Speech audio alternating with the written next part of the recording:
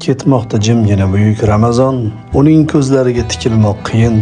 Kimdir pichirlaydi juda ham arzon, qaytadi baribir bir yildan keyin.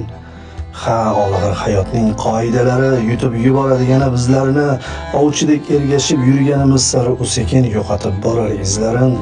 Go'yo dil yurtidan quvilgan surgun, ichga to'kajakmiz ko'z yoshlarimiz, u bizni quchoqlab oladi bir kun, tugab bitganida bardoshlarimiz.